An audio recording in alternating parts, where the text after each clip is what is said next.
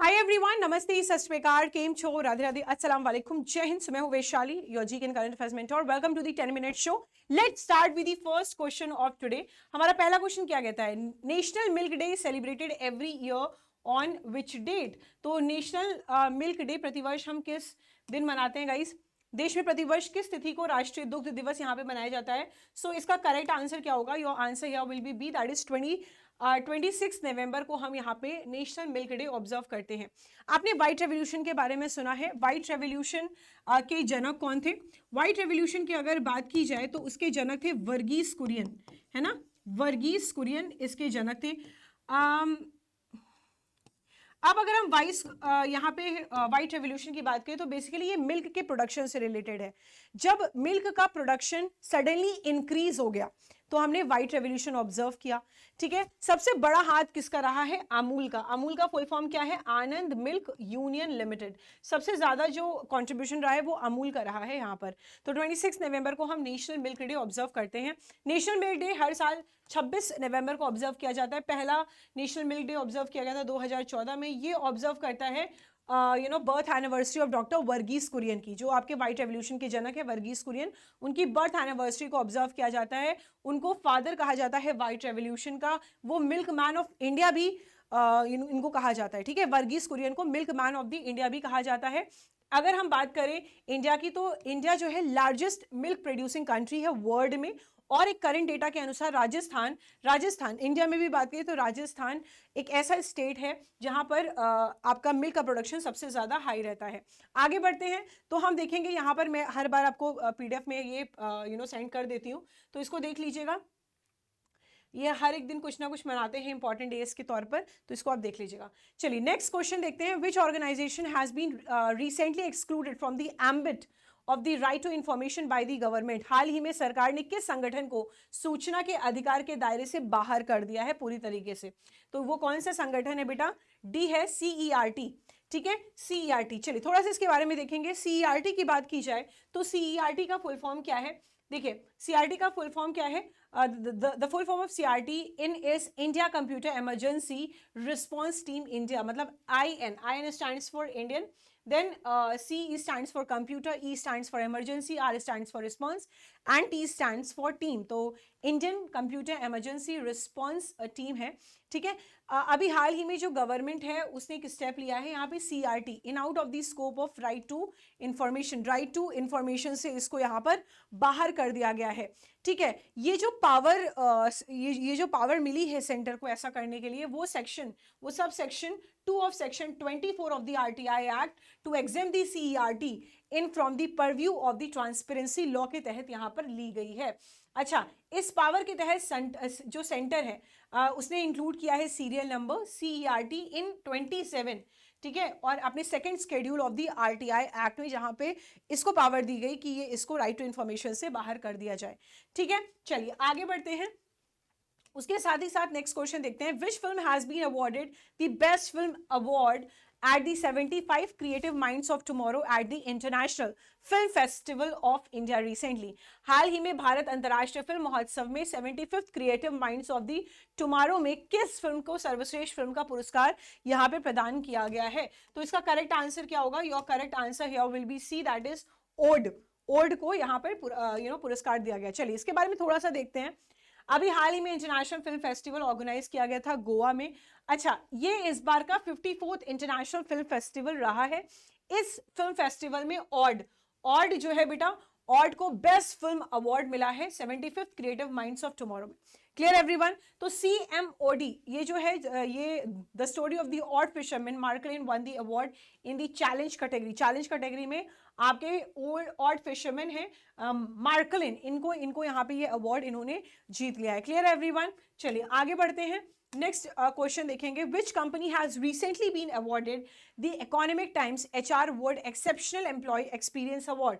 हाल ही में the economic times HR world exceptional employ experience award किसको दिया गया है?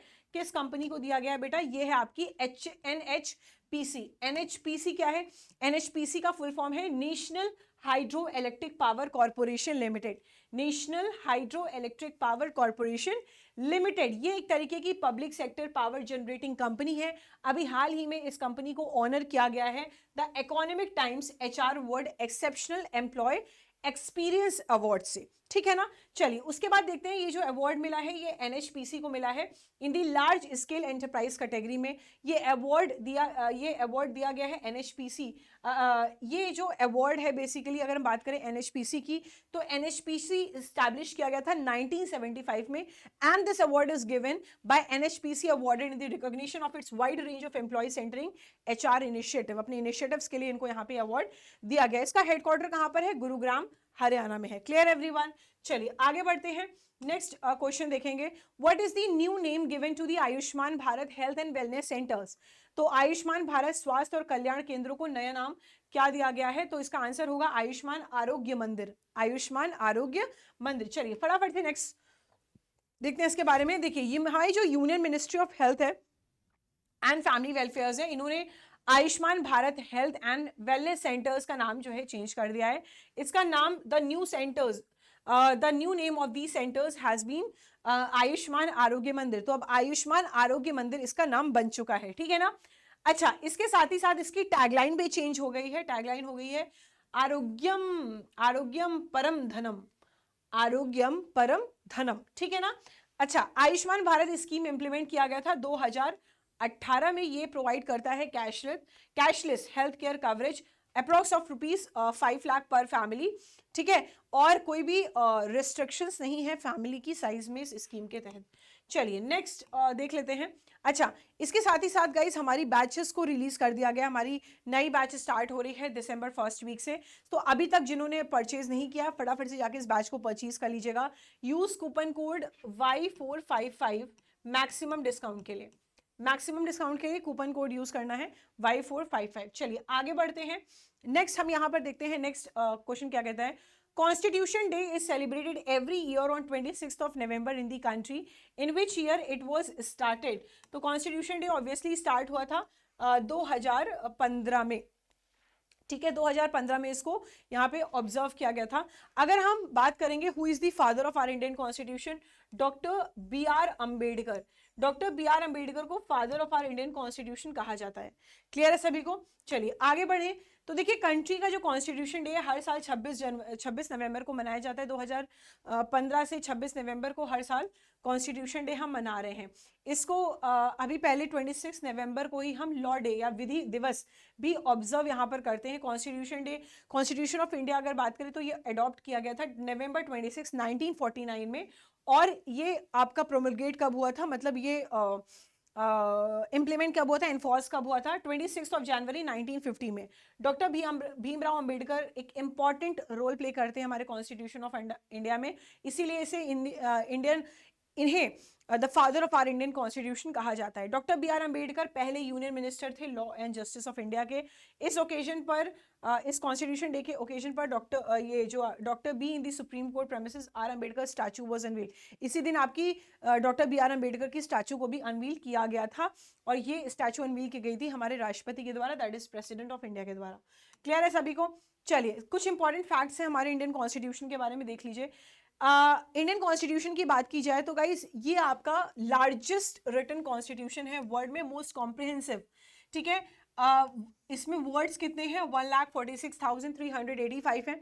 इसमें 448 आर्टिकल्स हैं जो 25 पार्ट्स और 12 स्केड्यूल्स में डिवाइडेड हैं।